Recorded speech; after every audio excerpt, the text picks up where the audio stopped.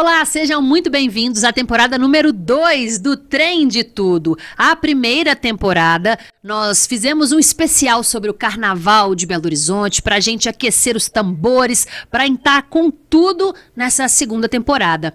E neste primeiro episódio da segunda temporada, o tema é incrível, como vocês podem ver aqui, a mesa tá farta. A gente está recebendo com pão de queijo, com café, que mineiro não pode faltar, e tem doce de leite na mesa também, mas mais tarde eu vou explicar por que tem doce de leite na mesa. Olha só, se tem uma coisa que causa treta, briga e discórdia, é a tal da comida.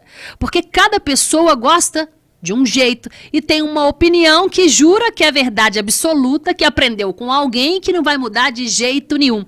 Isso porque o mineiro gosta muito de comer e faz questão de receber aquela visita especial com aquela mesa farta, deliciosa, e nem precisa ser muito conhecido não, basta chegar, conhecer ali, chama para tomar um cafezinho com pão de queijo e para ser bem acolhido. Essa é uma das nossas principais características, né?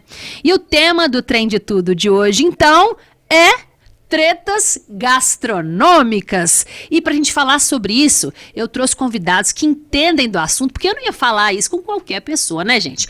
Vou começar apresentando esses dois queridos que estão aqui na mesa comigo. Simval Espírito Santo, que é meu conhecido, meu amigo de longa data, assim que eu tenho uma consideração grande. O Simval, dá oi, Simval. Oi, pessoal.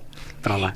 Eu vou apresentar pra vocês, olha só. Ele é mestre em cucina italiana. Como é que fala? Cucina italiana. Cucina, já falei errado, ó, comecei bem. Doutorando em História, professor de gastronomia em nível de graduação e pós-graduação, membro da Academia Italiana della Cucina. della Cucina Italiana e da Frente da Gastronomia Mineira. Foi chefe fundador do Fubá, que fica lá no Mercado Novo, né? Uma delícia, aliás. E atualmente é chefe da Tibó Cucina. E já viajou pelo mundo em busca de temperos, sabores e para representar o Brasil em diversos eventos internacionais. É cozinheiro de Minas, orgulhoso de suas raízes, tradições e causos. Eu acho que assim, na hora que eu li esse pedaço, raízes, tradições e causos, eu falei, o Simval é o perfeito pro Tem de Tudo, não é isso? Tomara que seja, né? Seja bem-vindo, muito obrigada, viu? Obrigado, Mayara, pelo convite. E do nosso lado está aqui o Igor Fernandes, que inclusive já foi aluno do Simval, olha só que beleza. Ele é formado em gastronomia e já passou por vários restaurantes aqui em BH, como Templo Cervejeiro, Roça Grande, o Tacho, um monte, já participou de vários eventos e hoje em dia ele trabalha como consultor, dá pequenas aulas e cursos, faz eventos e é chefe, como é que é o nome chique? Boulanger. Que na verdade quer dizer o quê? Padeiro. De qual padaria? Da Trigo, na padaria. E tem um trocadilho o nome da padaria dele, explica aí. Como é que é? Trigo, porque meu nome é Igor, né? Então já fica ali uma coisa. Trigo, Igor. Então, todo mundo ali. É isso, gente. Muito obrigada, Igor. Seja bem-vindo também. Olha só, por que eu resolvi falar sobre tretas gastronômicas? Porque eu tava passeando pelo Instagram esses dias e parei num vídeo. E tinha um chefe muito famosinho aí, que eu não vou lembrar o nome dele agora, e o vídeo super comentado. E ele tava fazendo uma degustação de 2 tipos de doces de leite. Aqui, um argentino que tá aqui, que custa R$40 essa embalagem aqui cheia. E esse outro, não, mentira, R$70, bem caro. Ele foi, não é? Ele foi fabricado em São Paulo, mas a receita dizem que é argentina. E aqui, esse que é mineiro, super premiado também, que custou em torno de R$40. E aí ele fez a comparação e na cabeça dele, ele falou pra mim, lá no vídeo e pra todas as pessoas, que o argentino era melhor. E isso feriu pessoalmente o meu coração. E aí, então, vamos fazer esta degustação agora. Vamos servi-los. Ó, vou começar aqui, hein? Primeira coisa, eu queria que vocês... Ô, gente, vocês que estão aí em casa, ó, o aspecto todo aqui. Esse aqui é o argentino. Simval, fica à vontade. Ó, aqui vocês vêm e comem, tá bom? Depois ele edita essa parte e manda correr rapidinho pra ninguém ficar... Aqui pra... Fica à vontade. Ó, argentino... Tem uma aguinha aqui para ajudar vocês na hora de degustar, porque tem que limpar o paladar, né, Simval? Você sabe mais do que eu em relação a isso. Como é que faz a degustação? Depende do que você está degustando. Doce, por exemplo, que a gente está aqui. Se você vai degustar vários, uma aguinha é bom e ter maçã também. Faltou a maçã, hein, Pedro? Uma torradinha. Bem neutra, bem sem gosto de nada. Então vamos lá, começando aqui, qual que você indica melhor para começar? Você que já sabe o gosto. Eu acho que antes da gente pôr na boca, a gente tem que observar já, olha aqui, como é que esse aqui já desceu para a colher e esse aqui não, né? Ah, é textura, Isso já né? diz sobre a textura, sobre o tempo de cozimento, sobre como que esse doce vai se comportar, né? O brilho que cada um vai ter, né? Talvez isso diga também um pouco sobre o teor de açúcar. Você quer complementar? Não, acho que é isso mesmo. Vendo assim, a viscosidade dele, né? Eu começaria por esse aqui. Pelo Porque como mineiro. a gente sabe que ele é mineiro, né? Porque como ele é mais claro, certamente isso diz que ele tem uma nota de sabor menos tostada. Tá, só vou abrir um parênteses aqui, porque a gente não tinha 6 colheres, nós temos um garfo aqui, mas é só um detalhe. Então vamos lá, começar. Ele começa a escorrer mesmo, o argentino, né? Vai. Eu Então vamos lá. começaria por esse aqui. O Igor cheirou primeiro, eu fui logo com a bocona. Eu tenho esse hábito desde sempre. O pessoal fala que eu o tempo todo tô analisando, mas acho que a gente tem que disso, né? Uhum. Quando assusta, tá lá, açucando comida. Ele tem um cheiro menos forte do que esse É o aqui. Ó. tostado, né? Ah. E ele tem um aromático do leite, assim, de um leite mais reduzido, né? Você não sente outras coisas. É uma coisa bem do leite mesmo. Pra quem não sabe o que é leite reduzido, explica. O leite quando tá fervendo ou quando tá evaporando ali, aquele leite que tá do cappuccino, que... O leite vai diminuindo a quantidade, Ah, vai tá. concentrando o sabor. Quando você fala, você vai cheirinho doce do leite reduzir mesmo. uma redução de vinho. Deixou o vinho muito tempo ali. Sim, sim. Eu já comi tudo, vocês são tão educados, pode passar pro outro. Ó, Ano vamos lá. passado, nos 2 últimos anos, eu participei como jurado do Festival de Jabuticaba de Sabará. Inclusive eu te vi lá, né? Exatamente. Aí tinham 26 geleias pra gente experimentar, geleias às cegas. Então você não. Imagina, na 10ª você já tá. Não tô aguentando mais ver geleia. Vamos lá, esse Pra aqui. esse.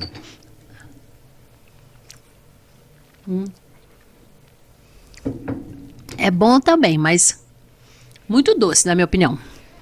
Uhum. Ele já lembra. O primeiro lembra mais um caramelo, esse aqui já lembra mais um chocolate, né? Ele tem uma baunilhazinha artificial ali que É. ela esconde o leite, a baunilha aparece demais, né? Mas como é que eu posso falar que um doce de leite tem gosto de baunilha? Eu não entendo nada, tá, gente? Mas assim, eu mineira, acostumada a comer esse doce de leite aqui. Ele não leva baunilha. A receita do doce de leite nosso, como que ela é? A original. Leite e açúcar. Só. Do tachão. Às vezes um pouquinho de sal pra compensar, mas é 2 ingredientes. Carbonato, né? Vai ter alguma coisa ali de técnica pra. O argentino, ele quase sempre tem baunilha. É. É meio que uma característica do doce de leite argentino. E eu lembro que no vídeo ele falou que alguma coisa de caramelo, não sei, também leva caramelo. Não, ele não leva caramelo, ele carameliza. Ah, Os tá. dois, em alguma instância, eles vão caramelizar. Né? Caramelizar significa que reduziu o açúcar. Agora, o ponto, tanto que você vê que um é mais claro que o outro, é o ponto de tostar, né? Desse caramelo, tanto se você for deixar um caramelo um pouquinho de tempo na panela, ele vai ficar com uma cor, se você for deixar ele mais tempo, ele vai ficar com outra cor. Então, Vocês acham que é justa essa comparação? Qual é o melhor? Eu acho que eu acho que é diferente de você comparar cerveja com cachaça. É diferente de você comparar.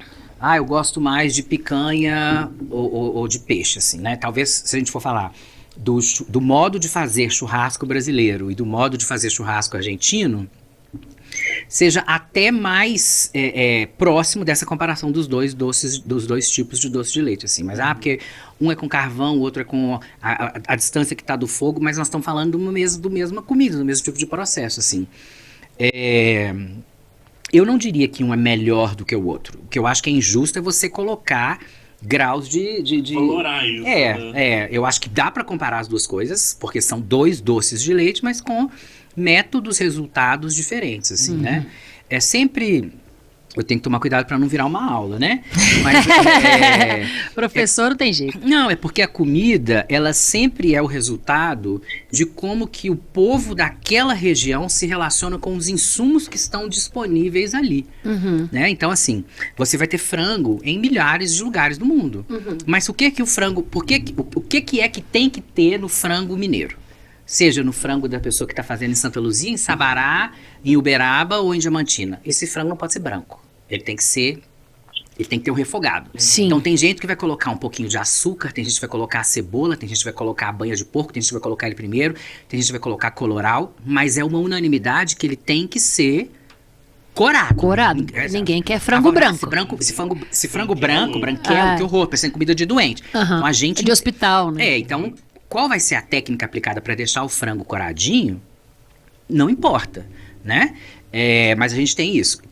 Trazendo aqui exatamente para o exemplo do doce de leite, certamente, aí eu não posso afirmar, né, segundo fulano de tal, mas certamente o resultado... E esse doce de leite aqui, ele é um doce de leite que eu acho que é mais sofisticado. Que é o nosso. Não, do que este aqui que você escolheu, ele é menos a marca que a gente não doce. vai falar porque, né? Porque o paladar nosso, ele é mais açucarado do que uma média global. do que uma média global, assim, né? O mineiro gosta mais de doce? Eu acho que principalmente esse doce de leite muito popular, né? Com essa história da gastronomização da coisa, a gente tem tido um café menos doce, um suco com a fruta mais aparente, né? Tem Porque a gente sai da necessidade. Porque assim, antes a função disso não era só doce por doce de sobremesa, era pegar alguma coisa e conservar. E Exatamente. Conservar açúcar. Você bota Tá. com açúcar, não conserva. Por isso que a gente tem tanta fruta em calda, essas coisas. Geleia, né? Porque a intenção Cal- é conservar, fica docinho. Uhum. Então, assim, era isso, né? E acabou juntando uma coisa na outra. Isso, então o argentino, ele tem essa nota mais tostada, certamente por alguma questão ali da região, do tipo de método que eles usam para cozinhar. E assim, quanto mais açúcar você bota nele, mais ele vai mais fácil, ele carameliza, né? Isso. Porque o açúcar carameliza. Então, por isso que fica com essa cozona aí, gente, tão doce, né? Vou perguntar pra É um vocês. truque, né, na verdade. Qual vocês preferem? Não devia fazer isso não, porque eu acabei de falar que era injusto, né? Comparar. Mas qual vocês preferem? Eu prefiro o mineiro. Se eu tiver que escolher, assim, às cegas, eu vou preferir o mineiro. Mas, por exemplo, se eu estiver servindo um jantar e eu tenho uma harmonização, por exemplo, com uma coisa muito amarga ou com um café, alguma coisa, talvez o argentino se comportasse melhor em algum momento. Mas é isso, né? A gente tá numa bolha de chefe de cozinha, de gastronomia, Vocês são né? chiques, né? Que eu acho que não é, mas se eu for servir pra alguém de fora, eu vou escolher o mineiro, Com sem certeza. dúvida. Sem dúvida. E você, Igor? Mineiro. Claro, né? Certeza. É aquela coisa, se a gente for parar pra pensar assim, pegar um tal pote de leite aí, fazer igual a gente fez, meter o colherão e sair comendo. Acho que é muito mais, o mineiro muito mais gostoso. Eu também mais acho. fácil do que o argentino. Assim. Me desculpa, moço do vídeo. A gente não concorda com você. Ou comer o doce de leite com uma outra forma de leite, que é o queijo, Sim. né? Isso, a gente, inclusive, quando comprou esses dois aqui, a gente tava, devia ter trazido queijo pra gente comer doce de e leite como com que queijo. é o nosso queijo, né? É o queijo Minas frescal, aquele queijo que vai combinar muito melhor que esse. Que eu também não tô falando de um queijo curado, envelhecido, não sei quanto tempo, nananana. É aquele queijo mesmo do dia a dia, que guarda na bacia plástica, na geladeira, que às vezes troca água. Café da manhã, Aquele tá ali. pedaço cheio de furinho. Então, ele vai Maravilhoso. combinar melhor com esse aqui mesmo. Agora vamos passar pro próximo tópico que eu coloquei aqui. Qual que seria a comida típica, na Vai verdade, enfiar o doce de leite no pão de queijo? aí, Não, é pra dar aquela limpada. quebrada, né? Você falou no queijo, aí você assim, queijinho com doce de leite, não tem queijo, vai comer. Não, eu achei incrível, é pra comer mesmo, tá aqui, é pra comer. Ó, é o seguinte, qual que é o símbolo da comida mineira, da cultura da comida mineira? Qual é a comida? Qual é o pão de queijo? Já tá aqui? Será? Eu acho que sim. Eu não consigo lembrar outra coisa que fala assim, identidade do mineiro. Talvez o pão de queijo eu concorde com vocês, mas eu acho que o Quando queijo você- é até antes. Na minha cabeça, o queijo vem Vem antes. antes, assim. né? Você vai visitar uma pessoa de fora, leva um queijo. É aquela Leva um coisa, queijo na quando mala. alguém de fora de Minas pensa em mineiro, tá ali, tá no aquela coisa do queijo, mineiro viajando levando queijo pro outros, leva de presente, leva pra familiar, porque acho que o queijo é uma coisa que marca bem, assim, né? E virou até piada, né? Que o mineiro gosta mais de queijo do que qualquer outra coisa do mundo. Eu acho que o queijo... Que Não aí é faz piada, parte do ele queijo. não é piada, não é piada. É isso. E aí a gente constrói a nossa identidade a partir dessas coisas também, da nossa culinária. Como é que você enxerga, Simval e Igor? Eu não quero ser professoral. Você pode falar isso aí antes, porque senão eu já começo a dar aula aqui. Pode mastigar. São três coisas que constituem, né? Que é a língua, a religião e a cultura, a religião e a comida.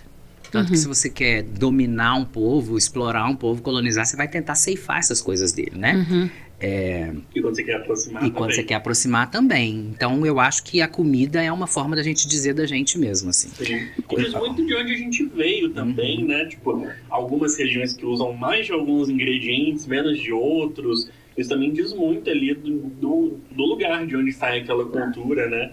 Então, pensando em insumo mesmo, assim, por exemplo, na nossa região, né, tem muito milho, mandioca, isso está refletido na nossa cultura, isso demonstra de onde a gente vem. Como que isso capilariza para todos os setores, assim, porque aí a religião vai se apropriar desses símbolos e torná-los sagrados ou profanos, isso vai virar símbolo de celebração ou de escassez, né? E determina ciclo também, festividade. Exatamente. Igual a festa de São João, né, normalmente é por causa da cultura do milho, tem muito disso. Então tá ali envolvido, né, a festividade, a celebração que essa cultura tem, tá nisso, da comida. Eu tô lembrando que eu fiz recentemente uma reportagem lá em Diamantina, eu vou esquecer agora, porque minha memória não é das melhores, mas enfim, é um bolo que é doce e que ele é feito com abóbora. Eu não sei se você vai ter a memória desse nome, desse bolo aí, e que conta justamente isso. Esse bolo ele era feito durante a festa do Divino há centenas de anos, e aí essa receita ela foi se perpetuando, e hoje em dia tem uma mestra, né, que é detentora do conhecimento, que passa isso pra frente. E aí é bem isso que vocês falaram, né, de pegar o que estava disponível, que é a abóbora, um tantão de açúcar, umas misturas assim que hoje, quando eu experimentei, eu fiquei assim, gente, nossa, jamais ia associar uma coisa com a outra e ia fazer um bolo disso, porque tá distante, mas que resiste e que faz parte da cultura das pessoas, né? Então, da identidade daquele pessoal. É bem isso aí que vocês falaram. Surge num momento bem antes de uma globalização, então não tinha tantos ingredientes de fora vindo, então não tinha essa variedade que a gente tem hoje. Então é isso, né? Era abóbora, açúcar, era uma coisa muito mais do que tinha ali mesmo. Inclusive ele era super pesado, sabe? De comer, e aí veio uma universidade e foi lá e refez a receita para ele ficar menos pesado e mais, vamos dizer, saudável. E aí ainda tem essa coisa da adaptação para os dias de hoje, assim. Serve pra gente refletir muito sobre essa coisa da comida, como, eu acho, né? Como cultura e como se você quiser entrar nessa treta aí do que faz a comida ser saudável, a comida ser de verdade, a comida ser isso, eu já arregaço a manga aqui, já saio no tapa aí com... Vamos lá, eu gosto dessa parte da treta. Assim, às vezes eu falo com os alunos, comida funcional, tá? Toda comida tem uma função, não vem com esse nome do marketing ou da indústria da alimentação, da medicalização da alimentação, porque não dá você falar pra mim, você virar e dizer que uma comida que você tem, uma couve que foi pega ali no quintal, uma carne de lata de porco com porco que matou e todo mundo da família fez aquele porco para conservar, um feijão e um angu. Você vai me dizer que isso é pesado, que isso não é saudável, que isso não tem técnica, que isso não é sofisticado? Mas o mercado vai colocar. Comida saudável. Não vai vir na sua mente um porco com angu. Vai vir na sua mente uma alface com uma cenoura ralada e uma tapioca, uma chia. Entendeu? E aí, né, como é que isso se apropria? Comida, eu falei isso na aula hoje de manhã, né? Comida, ela é uma coisa muito poderosa. Né? Ela é poderosa de sentimento, ela é poderosa de memória e poderosa financeiramente mesmo, né? Essa coisa que tem hoje em dia de... você discute assim, o que é comida de verdade? Comida de verdade, para mim, que tem um conhecimento, que tem um certo poder aquisitivo, como é que eu vou virar para o outro que está tendo que comer uma coisa ultraprocessada e falar que o que ele come não é verdade, sabe? Tem um monte de coisa no meio disso. E como que a gente chega num equilíbrio? Porque... nós temos um público que vai procurar essa comida que dita saudável, dita de verdade, e que vai dizer que aquela tipo de comida que ele come é as comidas saudáveis. E aquela outra que não, que é o angu, que é a comida que a gente tem no dia a dia, não tá dentro. E se você for pegar, por exemplo, nutricionista, ele vai te dar uma dieta. Eu queria que fosse eu. Vai te dar uma dieta que ele vai falar assim, chia com não sei o que, essas coisas aí, essas frutas diferentonas aí agora, aquela que é grande assim, cheia de coisa, pitaia. Aí a pitaia, você vai no supermercado, ela custa R$29, R$30, R$40 o quilo. E vai estar na sua dieta. Come pitaia. Como é que eu vou comer pitaia que custa R$40? Você entendeu? Aí então, como é que a gente faz? Você não tem mais araçá, você não tem mais gromichama, você não tem mais um monte de coisa que é nossa, que tá fácil, que tá aqui. Porque na dieta tá lá porque banana, na dieta maçã, pitaia e goodberry. Goodberry. Ou então, sei lá, todo mundo tem que comer, eu até gosto, rúcula, sei lá, couve de Bruxelas. Gente, tem um monte de coisa nossa aqui que é apagada em função de algo que é grande, que consegue ser produzido em grande escala, que consegue atender todos os sacolões. Então, aí nós já estamos falando de uma outra treta, né? De uma outra coisa. Treta que não acaba mais na gastronomia. Que é isso. De novo, nós estamos falando de poder, nós estamos falando de poder de indústria. A gente podia falar sobre a discussão da cerveja artesanal e da cerveja das grandes marcas. Do queijo artesanal, do seu modo de fazer, que foi há pouco tempo legalizado e reconhecido, versus o queijo visto do modo estadunidense, né? Porque tem essa discussão, assim, o europeu, e aí o mineiro não entra na discussão, né? Como se a gente não fizesse queijo. O europeu enxerga o queijo como um alimento vivo. O estadunidense enxerga o queijo como um alimento morto. Super processado, né? O americano ele tem uma relação com comida ali de morta. O que você faz com um corpo morto? Plástico, geladeira.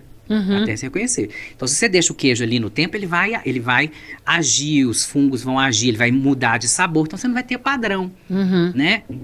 A indústria, ela exige que tenha padrão, porque o cara, ele quer comer o queijo premiado, não sei o que lá, hoje ele quer comer também de novo em 2027, o mesmo queijo com o mesmo gosto. Então, é um jeito pra gente olhar a comida, né? E voltando aí à ideia que você disse a respeito, eu falo demais, tá? Você me corta. Fica à vontade. Do vídeo, né?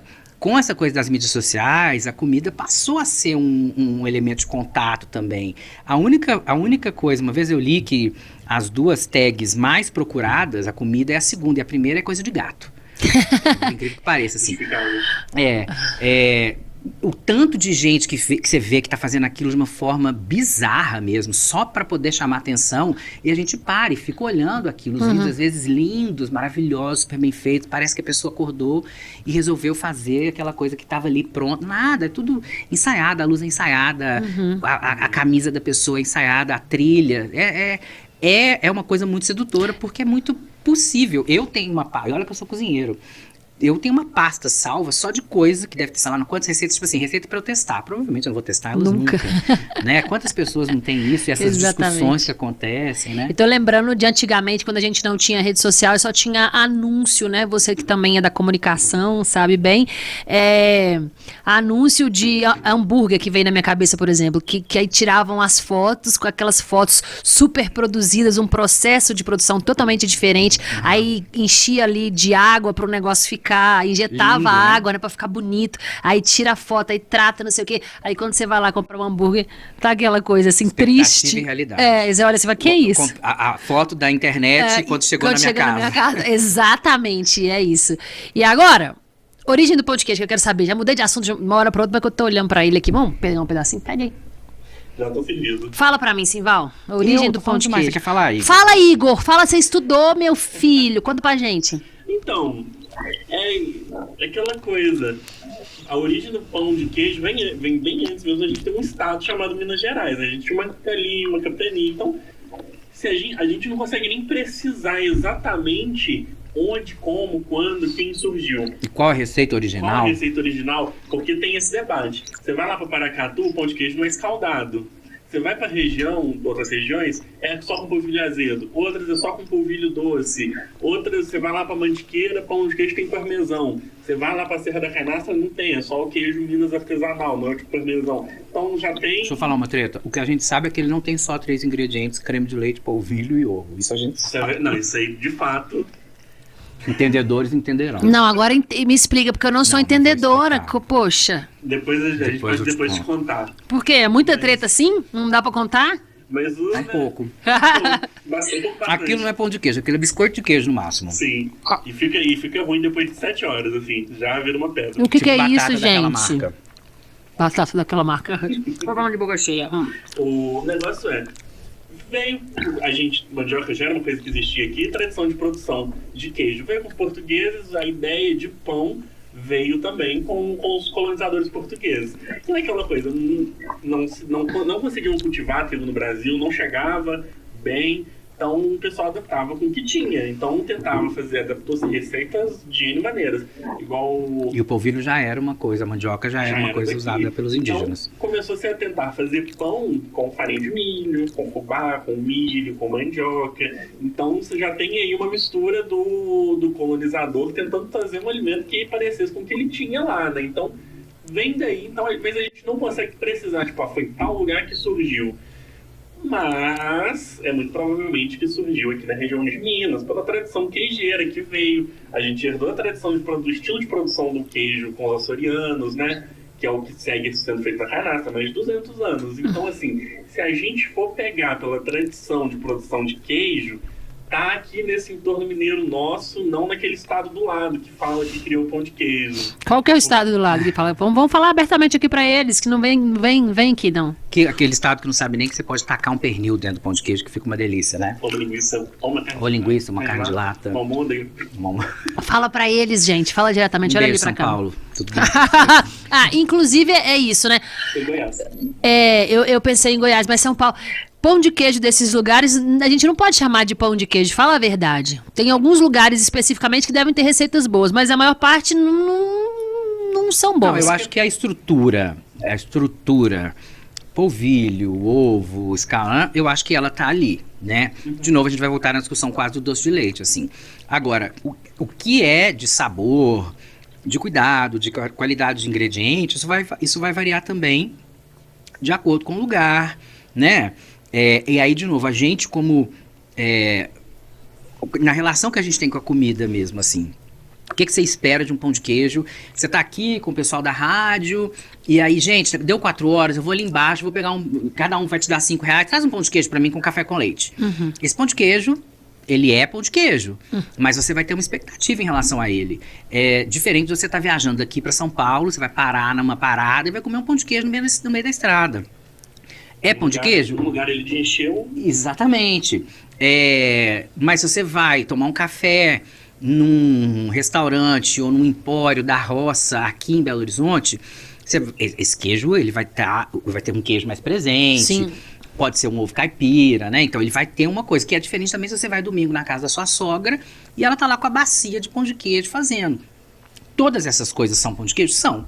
Mas a sua expectativa enquanto experiência de pão de queijo, ela é diferente. Diferente se seu filho vai chamar os colegas para fazer um trabalho em casa, uma pesquisa, nem sei se tem isso hoje em dia mais, no meu tempo de escola, a gente, vamos reunir na casa, não sei quem, fazer trabalho em grupo.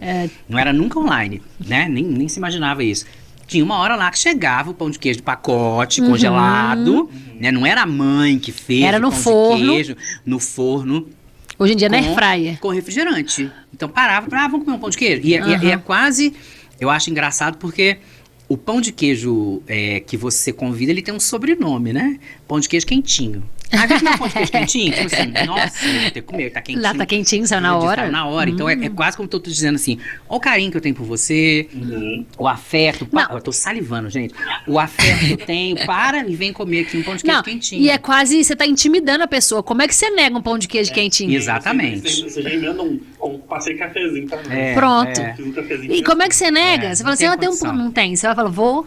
Mesmo se você não quiser, acabei de comer, eu tô com a barriga cheia. Não. O cara tá instalando a internet na sua casa, fala, eu acabei de passar um café, toma um pouquinho. Tipo assim, ele não vai recusar, porque ele entendeu, se ele for daqui, né? Ele entendeu ali que você tá tendo uma delicadeza com ele, né? Então, acho que é uma marca da nossa cultura. E essa coisa do eu fiz. Então você tem que aceitar. Você tá doente, eu vou na sua casa, vou fazer um bolo pra levar na sua casa. Eu não vou comprar um bolo, eu fiz. Eu dediquei do meu tempo ali, fazer alguma coisa que eu faça bem, que eu domine, que seja gostoso pra te agradar. Eu vou falar aqui uma coisa que não é treta gastronômica, mas é uma coisa que às vezes, situações que causam certos desconfortos. Por exemplo, a minha mãe, ela cozinha super bem, né? Sempre tem alguém na família que cozinha bem. E na minha casa é minha mãe, na minha família. E aí ela chega e faz um tantão de comida. Vai vocês dois. Ela vai fazer comida pra 15 pessoas. Isso. E aí ela vai chegar e porque você... é melhor sobrar do que faltar. Exatamente. O pensamento... Jamais. E aí ela vai chegar e você vai comer. Ela quer pôr a comida pra você. Não. Você não vai colocar. Porque ela vai colocar a quantidade que ela quer, que ela acha que você vai comer. Aí depois que você comeu, ela ainda vai ter que colocar mais. Porque se você não comer de novo, é sinal de que você não gostou da comida. E eu posso estar com a comida aqui, que eu vou ter que comer mais, porque senão é uma desfeita. Não causa um certo desconforto, mas é a coisa que a gente já tá acostumado, vocês não acham? Assim, o mineiro tem desse hábito, né, de servir toda hora e quer que você coma muito. Tem uma frase, tem uma coisa da minha mãe também que eu acho ótima, uma cena. Meu tio-avô tava morando lá em casa, ele tava doente e tal, e aí minha mãe, com uma colher assim, ela virou e falou assim, Titi, quem sabe, desse jeito, quem sabe você não quer um pouquinho mais? E aí eu achei tão engraçado a pergunta que ela tava fazendo pra ele, porque a pergunta ela já tinha uma resposta, eu. Né? Quem sabe? Eu. Tanto que eu já tô servindo essa montanha de comida. Que é essa coisa maternal, de novo. A gente volta para aquela mesma coisa da comida como símbolo de afeto. Que é uma outra treta também, esse conceito de comida afetiva. De cura também, né? Você faz a pessoa pra curar ela, pra ela estar melhor. Né? Então, você tá doente, assim. A canja, né? Faz alguma coisa, exatamente. Caldinho de fubá. Uma sopa de mulher parida, né? Tem toda uma coisa cultural e até mesmo eu não ia falar, não é misticismo, não, mas qual é a palavra que eu quero usar? É da coisa de que a gente acredita mesmo de que aquela comida vai resolver o nosso problema naquele momento, né? Quando você chega em casa, por exemplo, que você tá amamentando, aí faz a canjica, né? Toma aqui canjica, cerveja preta, porque você vai dar mais leite, olha que coisa. Isso é bonito de ver, eu acho uma demonstração bonita. Em casos, tem algumas coisas, tem até fazendo pesquisa, tem até embasamento. É mesmo?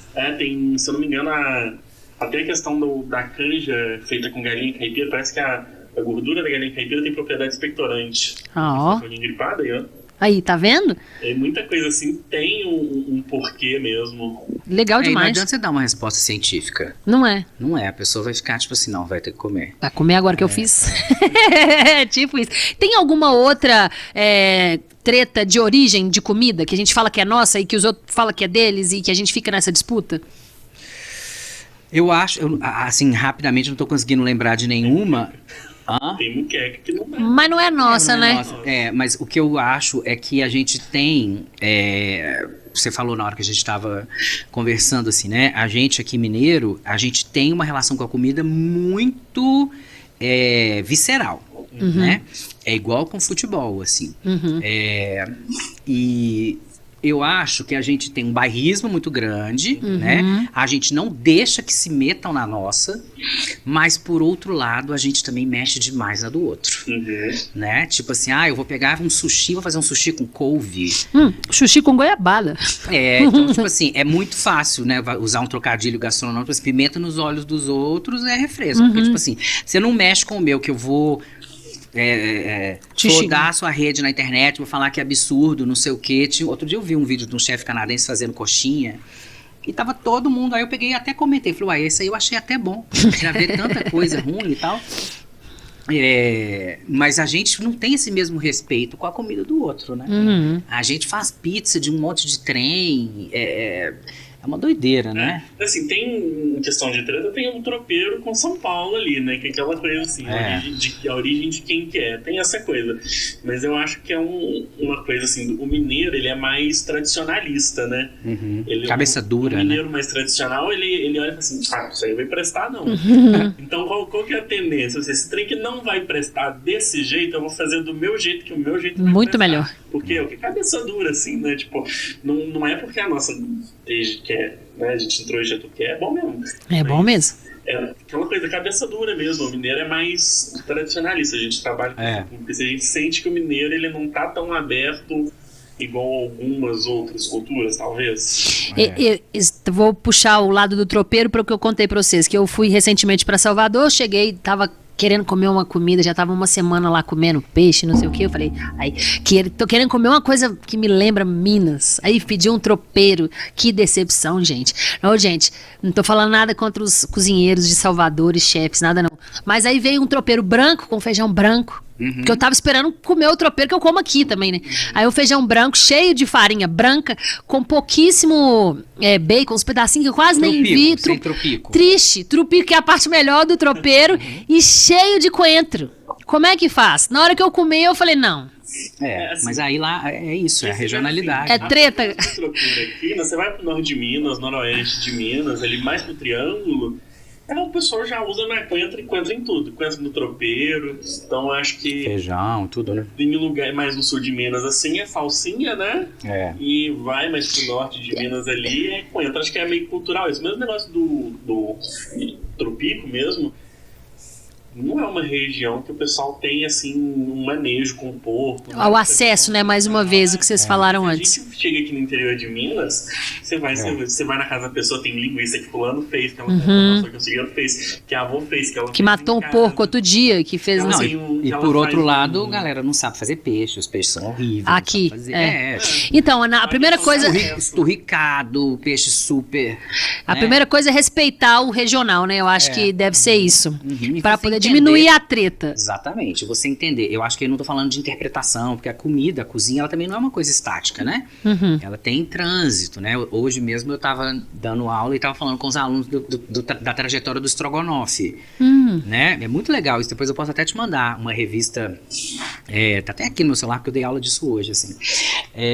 Saiu uma reportagem, uma revista da década de 70, falando do Strogonoff, que foi servido pela primeira vez no Brasil, no restaurante Vogue, e não sei o quê. E aí tinha 2 receitas de estrogonofe, e aí falava, esse aqui é o estrogonofe de pobre, que era a terceira. E o que mudar, todas com filé mignon, todas com creme de leite, com azeite, com manteiga, nanana, e a de pobre era com palmito. Sem carne. Não, era com carne, com tudo, só que trocava o champignon, que é francês, pelo palmito. Então, olha pra você ver a ideia de como empobrecer um prato. Você vai trocar esse ingrediente por um ingrediente local, que é o palmito. É um lugar que o estrogonofe ocupa, que até os anos 2000, né, estrogonofe era uma coisa assim, requintadíssima, né? É isso que é essa trajetória que eu acho interessante da gente analisar, assim, enquanto cultura, enquanto apropriação, né, e até treta mesmo. Se chegar um russo aqui e comer o nosso estrogonofe, né, sei lá, né, enfim. Eu tô lembrando da minha festa de 15 anos, isso já há 20 anos, nunca tive muita grana, não, mas minha mãe se esforçou muito para poder pagar essa festa. Serviu no buffet aqueles barquinhos assim, sabe? Como é que chama aquilo? Barquete? Com estrogonofe dentro. Então, olha só, um momento de frango. Olha que coisa incrível. Você estava numa festa de 15 anos, estava servindo estrogonofe. E hoje em dia, quando a gente tá com pressa, o que eu vou fazer? Não sei, tô com pressa, tenho que comer, tá atrasado. Vamos fazer o quê? Vamos fazer o estrogonofe. Não, na porta da PUC, eu comia marmitinha, que vendia numa senhora com isopor. Ela tinha 2 sabores de marmita, de tropeiro e de estrogonofe. Várias vezes eu pegava as duas e misturava. Mas era isso. Eu também comia. Será que é a mesma marmita? Deve ser. Pensa bem. Olha pra você ver. Só tinha ela lá, ué. Se você voltar nessa reportagem da revista, falando do restaurante, do cara que trouxe a receita do estrogonofe pro Brasil. A foto é uma prataria toda assim, com o estrogonofe lá dentro. Então ela já tava falando que saiu dessa coisa elitizada, isso década de 70. Para algo que podia ficar mais popular. Se você for percorrer década de 80, década de 90, quando o estrogonofe chegou pra gente, né, e pra ser uma coisa assim de domingo, uma coisa mais sofisticada, ao que vai acontecendo depois, porque já não estava sofisticado, já estava popularizando. E depois você tira a carne, coloca frango, e ele chega ao ponto de ser... Eu fiz um trabalho com os meus alunos em 2016, de cozinha, a aula era de cozinha mineira, a gente tinha que fazer uma pesquisa sobre pratos que remetiam à tradição de Minas na casa das pessoas. A gente foi em várias praças da cidade fazer essa pesquisa. O estrogonofe foi o 2º prato mais citado. De Minas? De Minas, como comida mineira. Uai. Isso, pesquisa espontânea. Me fala o prato mineiro que você mais come. Estrogonofe. E eu fiquei super assim, o quê? Como assim? Como assim mesmo? E aí, pratos, por exemplo, pra mim, que são super mineiros e super tradicionais, tipo frango com quiabo. Nem aparecia na lista. Mas é porque é difícil de fazer, pensa. Pois é. Então olha como é que a gente pode discutir a cozinha mineira hoje. Será que a gente tem que trazer o estrogonofe pro restaurante de comida mineira? Não, acho que não, né? Não sei. Não sei. Não tô dizendo que sim nem que não. Eu tô jogando uma treta aí pra pensar. Sei. Seu filho, quantas vezes ele comeu frango com quiabo no último ano?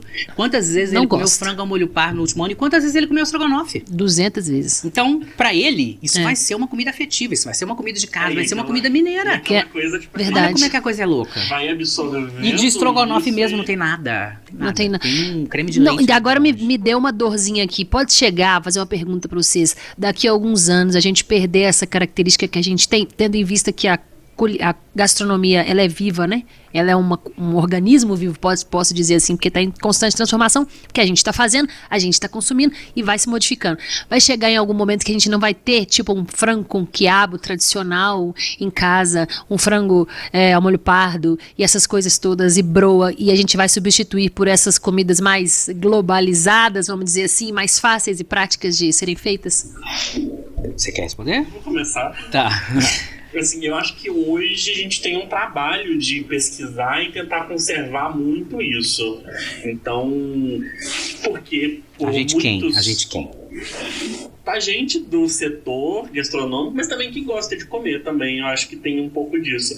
Porque até, sei lá... Mas eu vou te tretar agora, você tá falando Vai, da nossa aproveita. própria bolha, né? Calma. Até uns 30, 40 anos atrás, talvez até menos, mais recente, tinha esse movimento de se envergonhar da sua própria comida. Então, comer um frango com quiabo, comer angu, né? Angu, em muitos casos, até mesmo a história da Dona Lucinha, depois quem quiser pesquisar sobre, é um pouco disso. O pessoal tinha vergonha de comer isso, serviço em algumas situações, serviço para quem vem de fora. Era uma coisa comum, que já não é mais. É porque as pessoas tinham vergonha, né? De parecer que elas estavam comendo, por exemplo, angu era comida de dar para porco, comida de dar para criação. Pouco meio caipira, talvez?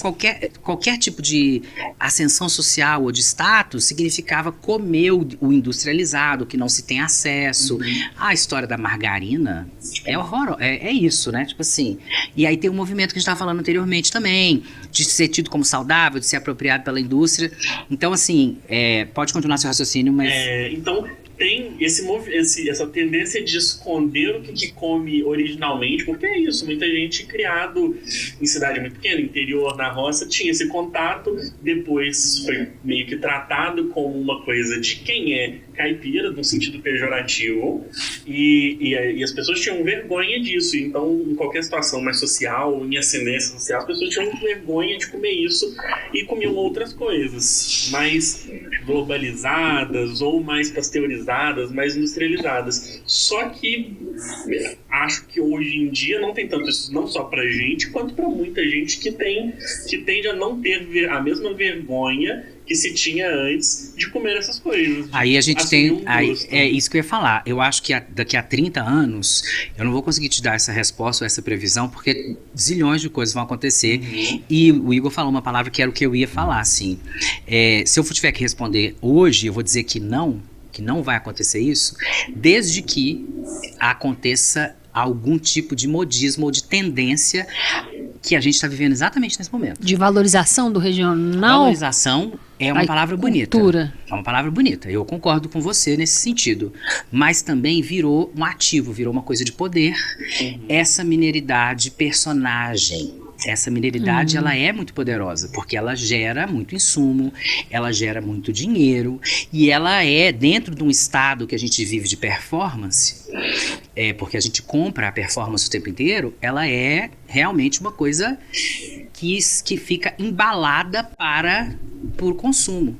Então, se você pegar, por exemplo, a praça de alimentação de um shopping, né, que é o auge do consumo, do consumo pasteurizado. Você chegar ali e ter um restaurante de comida mineira que tem um adesivo de tijolo, tem um falso fogão a lenha.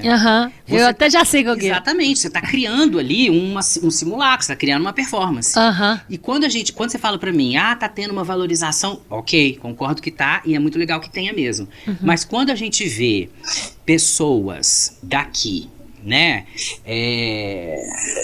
que começa uma trajetória e aí em algum momento se torna interessante se apropriar dessa mineridade, a pessoa até surge com um sotaque que ela nem tinha. Aí tipo uma coisa meio fake, forçada. Porque ligou a câmera ou apareceu, e aí, Igor, trem, sou. Tipo, nunca dobrou, começa porque também é interessante a pessoa colocar uma ideia de caipira, aí bota um chapéu, aí o restaurante tem chita, tem não sei o que lá, esmaltado, porque tá então criando a gente pode também. falar que virou Cria uma voz mineira, uma voz produto de venda, produto de venda. E é muito poderoso a gente pensar isso. Pensando em turismo, né? Turismo e lazer, assim, você vai pra fora do estado de Minas, pergunta, quer viajar pra Minas, a comida vai estar entre ali. E com certeza. É um produto, né? Então, vender essa autenticidade, vender essa comida é economicamente interessante pro setor de turismo. Sim, enfim. mas aí dentro da casa da pessoa, que não vai abrir um restaurante, que não vai vender, ela vai manter essa tradição? Ou ela vai comer o que for... O mercado, enquanto...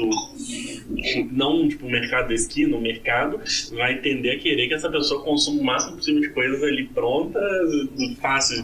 De ficar muito tempo na gôndola. Então vai ter sempre esse esforço aí de mercadológico para, né, plantar com alguma coisa para surgir aqueles superalimentos que a gente não come culturalmente, que estão o tempo todo tentando suplantar.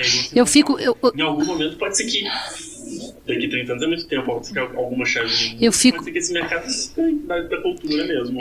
Eu fico um pouco, não é angustiada a palavra, mas eu fico pensando assim, eu fiz recentemente uma série de reportagens sobre quitandas mineiras, e aí a maior parte delas são coisas muito legais, inclusive, maravilhosas, que fazem parte da nossa cultura e precisam ser preservadas mesmo, mas são coisas que hoje em dia não são tão feitas mais, que não tem mais as pessoas que se reúnem para fazer. A tradição ficou no passado, então as prefeituras, o governo do estado precisam intervir para que aquilo seja fomentado e seja preservado, então tem essas políticas todas. Só que eu percebo que há, hoje em dia, nessa coisa de modernidade, não sei o quê, um desinteresse, sabe, da maior parte da população em preservar essas coisas. Mas porque se consome a ideia de praticidade. É mais fácil você comprar uma barrinha de cereal e colocar comer do que você pegar e colocar um fubá, biscoito de polvilho na sua bolsa. O biscoito de polvilho, certamente ele vai ser tão prático quanto, ele não vai estragar, mas a barrinha... Inclusive, tipo assim, tem até barrinhas que são tão ruins pra saúde quanto, né? Mas é vendido como um alimento exatamente, saudável. Tem chocolate porcaria, cheio de gordura vegetal hidrogenada, mas é vendido como uma coisa incrível. Aí é muito... Tudo é mercado, né, gente? É muito legal a gente entender, assim, do tipo, né? Porque aí cria-se... Aí tem um monte de coisa que vem junto, apagar de novo a identidade mineira, a identidade regional, aí o nome normalmente vai ser em uma outra língua. Se for numa outra língua, dependendo vai ser um francês, dependendo vai ser o italiano, né? Tipo, agora eu vou tomar um super coffee. Tipo assim, sabe? Inclusive é uma marca, gente. Não. É uma marca? Você acredita? É o nome disso aí. Mas eu achava que era a ideia. Porque é uma ideia, mas é claro que ia ter. Não, mas Whey, gente, o Whey eu acho um sucesso de mercado, porque o Whey nada mais é do que soro de leite. Exatamente. O Super Coffee, ele vem também nessa coisa do pré-treino, que vai dar energia. E aí, de novo, um estilo de vida, né? E que se eu tiver inserido, não vou falar estilo de vida, vou falar lifestyle. Lifestyle. Então, coisa chique. É a gourmetização que a galera tanto fala ou não? Ou é outro conceito? É isso, né? Mas, de novo, a gente não vai ser ingênuo. Eu também não vou ser ingênuo de falar que eu não faço parte disso, porque, de alguma forma, a gente está inserido nesse sistema. Então, o meu cool, né? Eu achar que aquilo é cool, que aquilo é descolado, que aquilo é legal, pode ser eu assumir a identidade do caipirão, entendeu? Tipo assim, não, eu não gosto disso, eu não gosto de frescura. Não. Como pode ser do tipo, gente, agora eu tô comendo a minha barrinha de whey, não sei o quê, eu vou comer a minha tapioca, crepioca, não sei o quê. Então, assim, o legal é a gente analisar. O interessante, o importante é que nada disso que a gente está consumindo aqui, ela está isenta de significado. É isso que é o mais importante. E aí a treta, a discussão que a gente está aqui chamando de treta, o debate rico em argumento e não em achismo, do tipo assim, eu gosto desse doce de leite. Por quê? Porque eu gosto e acabou, e só a minha opinião que vale. Tá, você tem que ter algum... E o que a gente mais tem na internet é isso hoje em dia, né? Infelizmente eu gosto e pronto, acabou, é meu e eu tô falando. E que não tem embasamento nenhum. E vamos pegar o gancho, vamos lá naquelas enquetes de sites internacionais, eu não vou falar o nome porque depois você vai chegar, vai achar ruim comigo aqui do que eu tô falando, mas recentemente divulgaram aí uma lista de comidas, né? E aparece lá o cuscuz como a pior do mundo, nós temos o pão de queijo. E qual que é a sua crítica dessas listas que são feitas aí na internet? Eu nem acho que tem uma crítica à lista. Eu acho que as listas existem, enquete existe. Eu posso fazer enquete. Eu teve uma vez lá no Fubá que a gente queria fazer uma costelinha e aí a minha sócia ficou... Não, eu falei, não, vamos colocar costelinha que as pessoas já vão entender que é de porco. Porque costela entende de boi e costelinha de porco. Gente, Sim. deu uma briga, um quiprocó. Eu parei o carro na Cristiano Machado pra bater boca, não sei o que. E aí a gente pôs no Instagram, tipo assim, costelinha. Pô, e aí era uma enquete dentro dos seguidores dali do perfil. Eram 6 mil pessoas que a gente ia servir para aquelas pessoas. Então, tem algum rigor científico? Eu peguei a amostra de não, mas eu tava ali precisando de alguma coisa para defender o meu argumento. Então, eu acho que minimamente eu tentei fazer uma coisa que tinha algum embasamento em cima de 2 opiniões que eram simplesmente, não tinha nada de... Sim. Isso é tipo entretenimento, curiosidade. então, eu acho que faltou existe. explicar melhor. Explica melhor pro pessoal. Então, O que eu acho que é problemático é a imprensa especializada, os órgãos de governo, os órgãos de turismo, pegarem essas listas e usarem isso como forma de informação ou de divulgação, sem entender que aquilo não tem o menor rigor jornalístico. Como se fosse um estudo. Exatamente. aprofundado, uma pesquisa. Saiu o resultado da pesquisa. Com metodologia, como se o instituto fizesse, só você entrou e votou. Inclusive, manipula isso aí, né? Gente. Com facilidade. Não é assim, o índice de feminicídio... pesei o ambiente, né? Pesou, vamos? O índice de qualquer coisa ali, tal. Não, você vai pegar dados do IBGE, dados... Não, gente, tem dado nenhum. Então, mas que massa, o pão de queijo ganhou como melhor café da manhã. Tá, mas... é isso que eu queria que você falasse. Qual foi a pesquisa que você lembrou para falar sobre esse assunto? É a do pão de queijo. Que o pão de queijo Saiu a do pão de queijo, dos melhores queijos do mundo também, que a gente ficou, sei lá, apareceu 3... E aí apareceu assim, queijo canastra, sabe? Eram umas nomenclaturas bastante genéricas e tal. E a das piores comidas que apareceu, acho que 3 ou 4 brasileiros, não? Não, teve uma que era das piores comidas do Brasil. Salpicão tava na lista. A metodologia nada mais é do que abre uma enquete no site, qualquer internauta chega lá e vota sem nenhum rigor científico. Então, rigor científico, a gente não tá falando de laboratório, não. Vai que você também não entendeu. Ele não pegou uma pessoa lá... Não pegou um corpo de jurado técnico, não pegou, né, tipo uma curadoria dos pratos que iriam entrar nessa lista. Não especifica, por exemplo, tipo, tal prato feito assim, assim, assado. Porque pode ter o mesmo prato com nomes diferentes. Então, você vai entender aquilo de maneira diferente. Um recorte, né? Você tá perguntando isso pra jovem de 15 anos, você perguntando isso pra pessoas de 70. Porque você falar assim, doce de abóbora pra pessoas de 60, 70, a opinião é outra. Agora tem pessoal... Jovem, nunca nem comeu doce de abóbora. Ele vai achar que Nutella é marca. Não tem problema. Vai achar que creme de avelã com chocolate, com aquele leite em pó, aquilo é... Ainda tem outra treta ainda agora, agora não, é antiga já também. Creme de avelã ou doce de leite? Qual que você gosta mais? É uns trem assim, totalmente sem embasamento, aí porque... sim, eu acho que a comparação é injusta, porque são duas coisas completamente diferentes. E usadas de maneiras diferentes, né? Você não...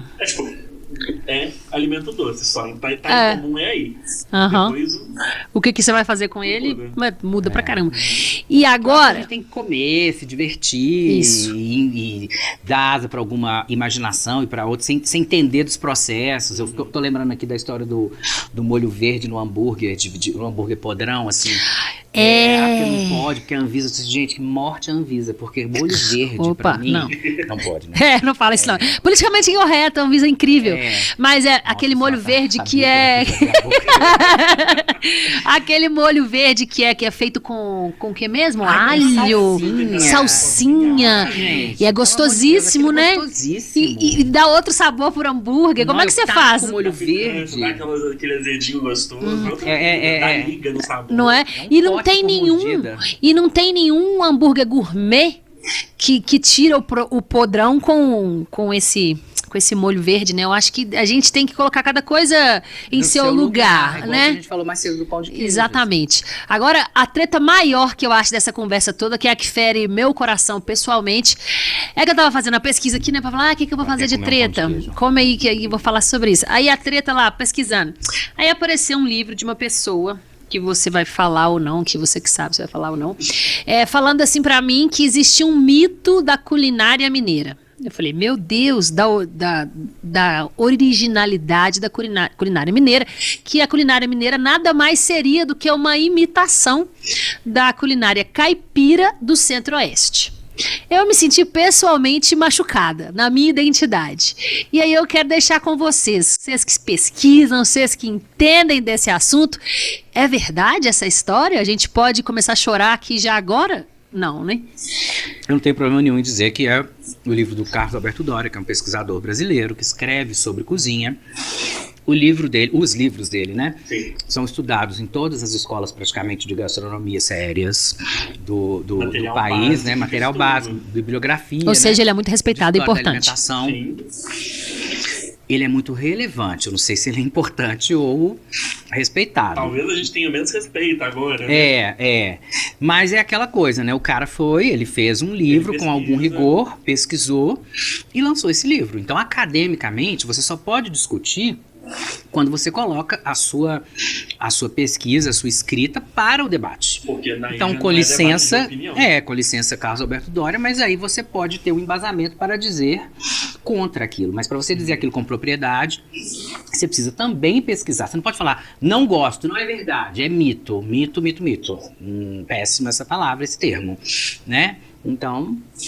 Mas vocês, na pesquisa que vocês fazem já, de experiência e tudo, tem embasamento que ele está dizendo que a gente seria uma cópia, a nossa comida, da comida caipira do Centro-Oeste? O que vocês têm a dizer? Pode falar da história do recorte mesmo, do tempo. Porque se a gente pegar em estados, assim, essa divisão de estado, como é hoje em dia, ali as fronteiras, é uma divisão geopolítica que é de 1950, que o IBGE fez. Mas a fundação da nossa fundação enquanto país, nação, e até a cultura que vai surgindo é muito anterior a isso. Ela não respeita essa divisão, essa linha imaginária. Então, assim, a gente vai daqui para lá, daqui para cá, as coisas vêm daqui para lá, as pessoas vão mudando, então vai tendo essa migração. Então, falar que a comida, usar esse termo é anacrônico, não faz sentido usar esse termo para um negócio que é uma conversa recente, para uma coisa que surgiu há 400 anos atrás, que não existia essa divisão clara do jeito que era. O arranjo de organização era outro. E assim, pode ir destrinchando isso, né? Porque quando você fala de comida mineira, e aí de novo, volta um pouquinho, e a gente já falou aqui sobre essa comida mineira embalada, né? Que são ali essa ideia de comida mineira, dessa mineiridade recortada mesmo. Embalada para venda. Porque se você vai dar aula, vai pesquisar sobre a cozinha mineira do Triângulo, ela é uma cozinha mineira completamente diferente da nossa que está aqui nessa parte do estado, diferente da mineira do norte. Então, primeiro, essa ideia concebida, mercadológica, idealizada de comida mineira, ela já é um produtão. Não existe uma unidade ali, né? Igual o pão de queijo. É diferente, o tropeiro é diferente. E depois tem a questão também dessa região que você disse aí, da divisão do que é o estado. Tem uma outra coisa também, que é o trânsito, né? Do tropeiro, das pessoas, do tropeiro enquanto o ser que conduz a tropa. Do personagem histórico. Do sujeito que pega a comida da tropa e vai levando isso vai parando e vai adquirindo coisas ao longo dos lugares e não se falava isso nessa época, do bioma também, né? Sim. Porque é o que a gente disse mais cedo, assim, a comida, ela é o resultado, a comida de um povo, de um lugar, é o resultado da relação daquele povo com a terra, com o que tem disponível ali. Sim. Então não adianta você querer que o chinês faça uma comida com jabuticaba. Jabuticaba não tá lá, ele não vai desenvolver técnica para aquilo, ele não vai saber, porque não tem jabuticaba, né? Eu acho que para ficar um pouco mais neutro, quando a gente estuda, por exemplo, alguns pratos clássicos da cozinha italiana, né, de novo também com aspas, porque de novo também esse produto que vem na sua cabeça quando você fala de cozinha italiana. Itália enquanto país é coisa do século XIX. Aí Roma tem um monte de briga de pratos romanos com lugares pertinho assim de Roma, tipo Úmbria, né? Aí fala, isso aí é romano. Tá, querido, mas Roma era quase a Europa inteira, né? Porque isso aqui era Roma. Tá, era Roma, mas essa Roma que você tá falando hoje aqui, ela não é, essa comida não surgiu nesse lugar que hoje é Roma, porque era diferente. Então, é como se ele tivesse sido muito inteligente de falar assim, nesse momento aqui, nesse pedaço, e a partir desse viés, ele não tá...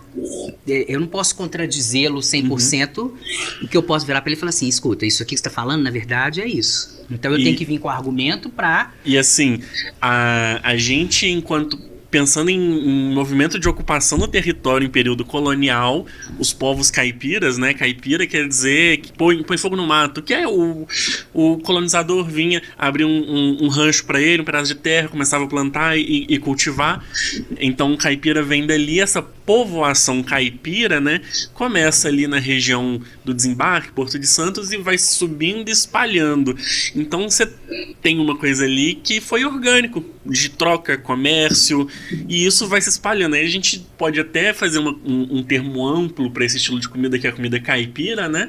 Mas que com o passar do tempo, conforme as coisas vão se estabelecendo, vão se explorando mais o bioma, vai se criando uma especialização regional ali, que é uma coisa que aí sim a gente pode falar mais como comida mineira, mais... E outra, sólido, né? Aí assim, a gente pode mais agora recente tretar até. sem nenhum tipo de pudor. Se ele foi cutucar, é porque a gente tem relevância.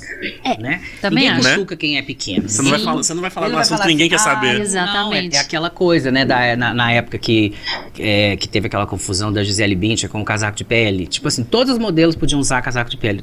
Ela não.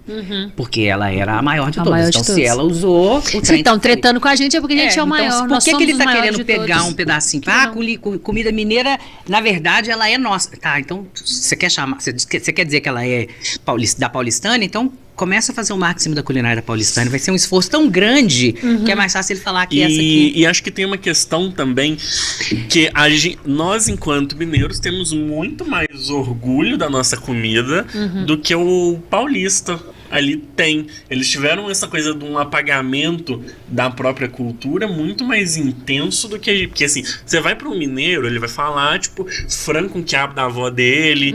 Tem É o visceral de antes, essa coisa aguerrida ali que você não vai tirar dele, não. Já o paulista já não tem mais tanto esse contato, assim, com essa coisa mais próxima, visceral, assim, que a gente é passional mesmo. Então eu convido você que é paulista, que tá ouvindo, mandar uma mensagem pra gente, que tá assistindo, e refutar tudo isso que eles disseram aqui, porque isso Paulista, dá uma... paulistano. Exatamente. Dá uma tese, né? Porque são muitos argumentos, então vocês vão ficar aqui, nós vamos ficar falando aqui até amanhã e não vamos acabar. As tretas são infinitas, pelo que eu posso perceber aqui. E uma que treta bom. traz outra E treta, você vai vendo, o assunto vai puxando uma coisa. E que bom que você sabe falar sobre elas. E o papo foi incrível. A gente passou até do tempo. Pra você ver, foi muito rápido. Já deu o quê? Quanto tempo aí tá dando, querido Ian? 1 hora. Era pra ser 40 minutos. Dava Nós pra ser o passamos. dobro. Tá vendo? É bom que corta as bobajadas que eu tiver falando. Não, pode deixar. E assim, a gente percebe que esse assunto dá pano pra manga. Dá pano pra manga. Dá pra eu fazer os Tretas Gastronômicas 2, hein? No próxima temporada. Eu quero agradecer vocês demais. Foi incrível, Igor e Simval. Espero que a gente possa conversar outras vezes. E pra gente terminar, a gente tem um quadro aqui de indicação. Então, vai falar de comida. Eu vou deixar vocês indicarem os negócios próprios, né não? O que vocês acham? Eu acho ótimo. Acho ótimo, Alto Jabá. É isso, Alto Jabá, já estão aqui mesmo, aí você fala da sua padaria, você fala do seu restaurante, dá o endereço, o arroba, tudo que vocês quiserem, olha para aquela câmera ali e já fala pro pessoal. Então, eu sou o chefe padeiro, ou chefe boulanger, como queira, da Trigor, minha padaria artesanal, fazendo pão com fermentação longa, natural, ingredientes mineiros, da coisa sazonal, e vendo online, né, sem loja, sem espaço físico, só encomendar comigo, @pão da Trigor, tudo junto, sem acento. Delícia. Ganhou como melhor panetone, um corpo de churrasco. Eleito aí por um júri oculto, né, feito às cegas, e depois um chefe renomado. Chique demais. Elegeu como o melhor panetone de frutas e segundo melhor de panetone com chocolate. Parabéns. Vem aí a edição de Páscoa. Já quero. Encomenda, viu, gente? Já aproveita. Pode encomendar, daqui a pouco já tá tudo aberto para pedidos. Quem quiser me seguir, eu adoro conversar, adoro responder, adoro mandar receita, adoro debater. O meu Instagram pessoal é @yesval, YESVAL. Melhor user. E o profissional é Tibocucina, TIBOCUCINA. Tibucutina. Conteúdos muito bons, tenho certeza. Obrigada, gente. Tô muito feliz. Adorei o bate-papo. Vocês gostaram? Eu adorei. Vou pedir pra vocês compartilharem lá, pros clientes, pros alunos, pra todo mundo, pra gente bombar aqui. Eu quero agradecer você que ficou até agora assistindo, acompanhando, ouvindo e dizer que te espero no nosso próximo episódio. Eu não vou dar spoiler agora, então fica aí pra você assistir. É isso, beijo. Tchau.